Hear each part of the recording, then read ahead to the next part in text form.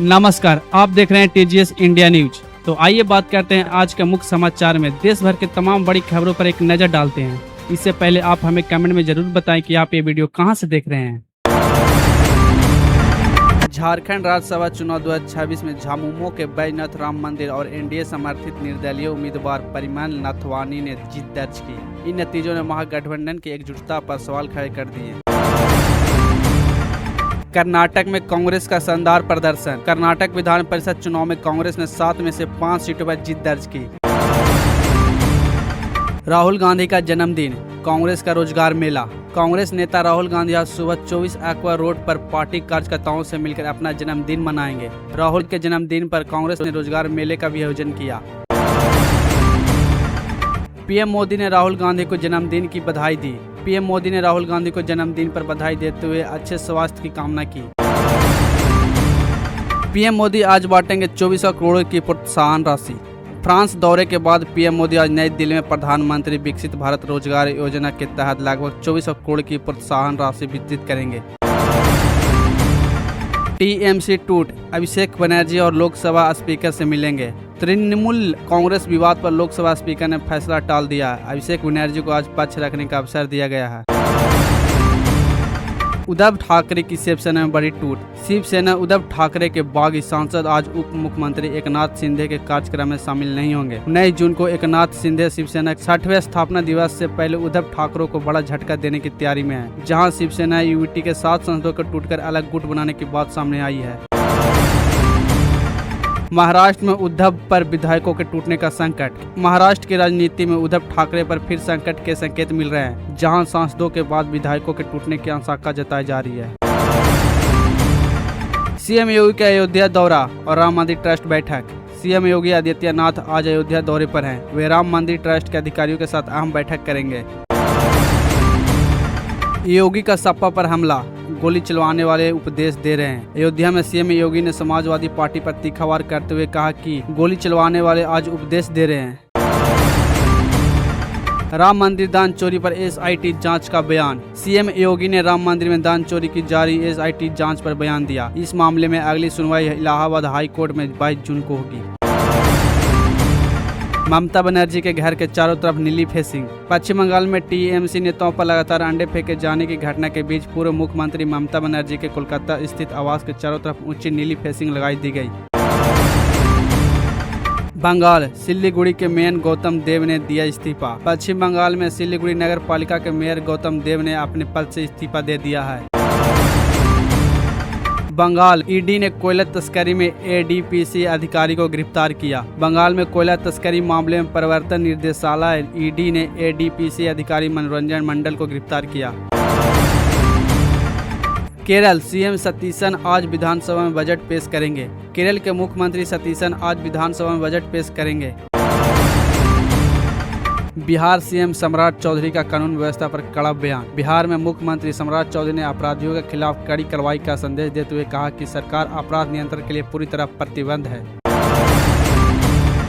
कांग्रेस का बीजेपी के खिलाफ देशव्यापी आंदोलन। कांग्रेस ने महंगाई, बेरोजगारी, किसानों की समस्याओं, सीबीएसई, नीट विवाद और लोकतांत्रिक संस्थाओं पर कथित हमलों को लेकर केंद्र की भाजपा सरकार के खिलाफ देशव्यापी आंदोलन का ऐलान किया है। टीएमसी टूट से एनडीए की ताकत बढ़ी। महिला आरक्षण बिल पर नजर। टीएमसी में हुई टूट के बाद संसद में एनडीए को बल मिला है। सरकार संविधान 131वां संशोधन विधेयक 2026 लाने की तैयारी में है। इंडिया गठबंधन की इमरजेंसी बैठक की तैयारी। टीएमसी और डीएमके की हार के बाद इंडिया गठबंधन की बैठक बुलाई जा रही है, जिसमें 2029 के लोकसभा चुनाव की रणनीति और गठबंधन के आंतरिक मतभेदों को सुलझाने पर चर्चा होगी। यूके में लेबर पार्टी नेता की जीत, पीएम स्टारमर के लिए मुश्किलें। ब्रिटेन में लेबर पार्टी के एंडी बर्नहम ने स्पेशल इलेक्शन जीत लिया, जिसमें पियर कीर स्टारमर की मुश्किलें बढ़ सकती है। एनएसी का 30,000 करोड़ का मेगा आईपीओ ऐतिहासिक लिस्टिंग की तैयारी। एनईसी का 30,000 करोड़ का आईपीओ आज सुर्खियों में है, जो भारत की अर्थव्यवस्था में ऐतिहासिक बदलाव ला सकता है। वित्त वर्ष 2025-26 में एनएसी दुनिया का सबसे बड़ा मल्टी एसेट एक्सचेंज था। वैश्विक कैश इक्विटी ट्रेडिंग में इसके हिस्सेदारी 11.38% और इक्विटी डेरिवेटिव कॉन्ट्रैक्ट में 51.18% है।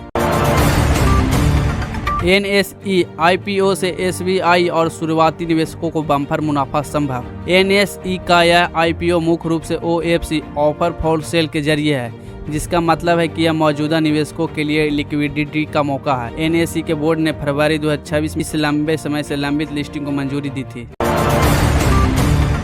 भारत EU मुक्त व्यापार समझौता FTA नई आर्थिक दिशा। भारत EU व्यापार समझौता देश की नई आर्थिक दिशा का संकेत दे रहा है और आज यह बड़ी सुर्खियों में है। EU अध्यक्ष उर्सुला वॉन डेर लेयन ने इस संभावित समझौतों को मदर ऑफ ऑल डील्स बताया था, जो 2 अरब लोगों का संयुक्त बाजार बन सकता है और वैश्विक GDP का करीब 25% इसमें शामिल होगा। विश्व बैंक का अनुमान, भारत 2026-2027 में भी सबसे तेज बढ़ती अर्थव्यवस्था। विश्व बैंक के अनुमान बताया कि भारत की आर्थिक वृद्धि दर 2026-27 में 6.6% रहेगी। पिछले साल यह 7.7% थी। फिर भी भारत दुनिया की सबसे तेजी से बढ़ने वाली बड़ी अर्थव्यवस्था बना रहेगा।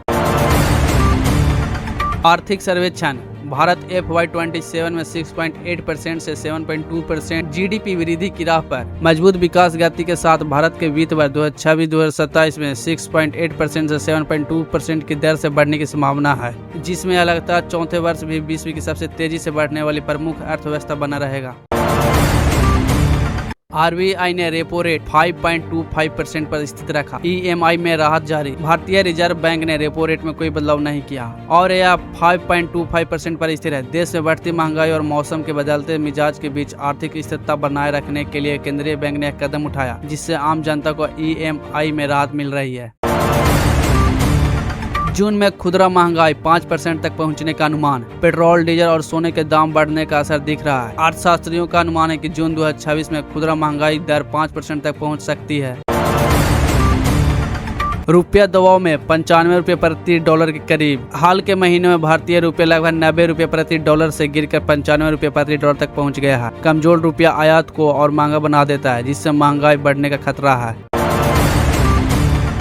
कच्चा तेल $90 से ऊपर। पेट्रोल, डीजल पर दबाव। पश्चिम एशिया में जारी शांति वार्ताओं को लेकर अभी अनिश्चितता बनी है, इसलिए जोखिम प्रीमियम ऊंचा बना रह सकता है और 2026 के अधिकांश समय में कच्चा तेल $90 प्रति बैरल से ऊपर कारोबार कर सकता है। PSU बैंकों का ऐतिहासिक प्रदर्शन। NPA घटकर 1.93% पर। PSU बैंकों का बड़ा टर्न अराउंड आया है। NPA 9.11% से घटकर 1.93% हो गया है और FY26 में इनका शुद्ध लाभ सर्वकालिक उच्च 1.98 लाख करोड़ तक पहुंचा। केरल सरकार आज विधानसभा में बजट पेश करेगी। केरल के मुख्यमंत्री सतीशन आज विधानसभा में राज्य का बजट पेश करेंगे। नमस्कार, आप देख रहे हैं TGS इंडिया न्यूज।